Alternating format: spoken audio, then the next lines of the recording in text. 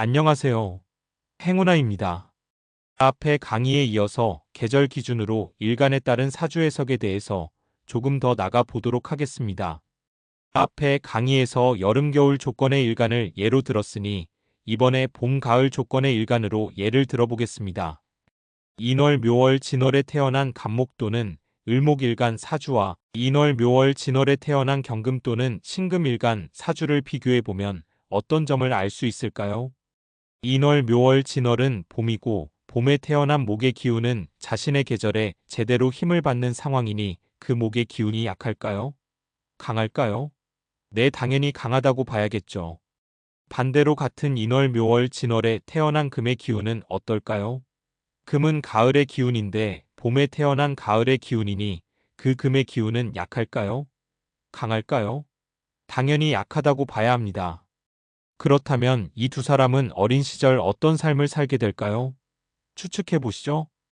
봄에 목일간으로 태어난 사람은 아마도 자기 주장이 강하고 주도적인 모습으로 살아갈 가능성이 아주 높고, 그러다 보니 친구들과 경쟁하는 상황으로 인해 좋아하는 친구도 많겠지만 그 반대 상황도 많을 가능성이 높다는 것입니다. 인기가 있을까요? 인기는 글쎄요. 흡사 여기저기 목들이 널려 있는 상황에서 나도 목인 상황이니 원오브댐과 같은 상황이랄까요? 희소성이 없잖아요. 이럴 때는 실력으로 승부해야지 인기로 승부할 상황이 못 되는 것입니다. 반대로 봄에 태어난 금일간들은 어떨까요? 일단 이분들은 자기 주장이 강할까요? 아마도 아닐 겁니다. 금이라는 기운은 아주 강한 기운이고 구별하고 분석하는 기운이지만 봄의 금은 아주 약한 상태이기 때문에 그 기운이 밖으로 표출될 수 있다고 보기는 어렵습니다. 즉 속으로는 많이 깐깐한 성격이지만 겉으로 보여지는 모습은 조금 수동적이고 자기 주장도 그렇게 강하지 않은 사람으로 보이게 됩니다. 그러다 보니 여기저기 자기와 친구가 되자고 찾게 되고 나름 인기가 있을 수밖에 없습니다. 희소성의 원칙으로 보면요. 그러나 정작 자신은 그런 친구들을 굉장히 가려서 사귀는 조심스럽고 까다로운 내면적 성격을 가지고 행동할 가능성이 높다고 봐야 하는 것입니다. 이 두 사람이 최소 10년에서 최대 30년간 비슷한 환경에서 삶을 살아가게 된다면 이 두 사람의 인생은 어떻게 펼쳐지게 될까요? 조금 느낌이 오시나요? 거시적으로 보면 인생은 거기서 거기일 수밖에 없습니다. 가끔 자신의 사주를 극복한 듯 보이는 인생을 사는 분들도 초년 시절에는 어쩔 수 없다는 이야기죠.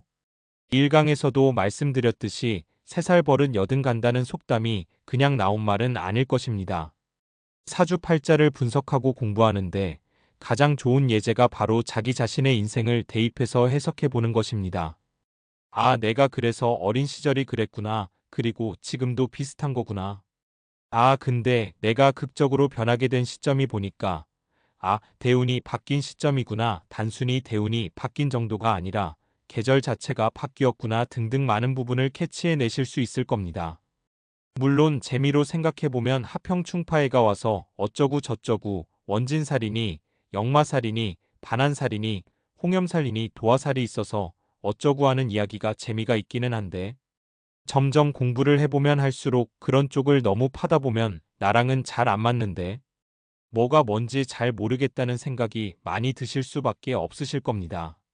특히나 초보분들이 주로 하시는 실수가 기본을 무시하고 원리를 생각하지 않고 그냥 공식을 외우듯이 무슨 살이 있으면 이렇고 육친이 어쩌고 하면서 그냥 너무 단순하게 사주를 풀려고 노력하거나 그런 풀이를 하시는 분들의 강좌를 듣고 되지도 않는 인생 상담을 주변 사람들에게 시전하다 보니 사주 명리학이 하나도 안 맞고 과학적이지도 않고 그냥 신점이나 무당들이 이야기하는 사이비 종교처럼 된 면이 없지 않다고 저는 생각합니다.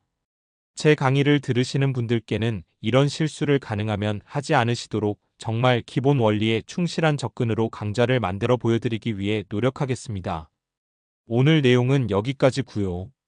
내용이 마음에 드셨다면 구독, 좋아요, 알람 신청 부탁드립니다. 감사합니다.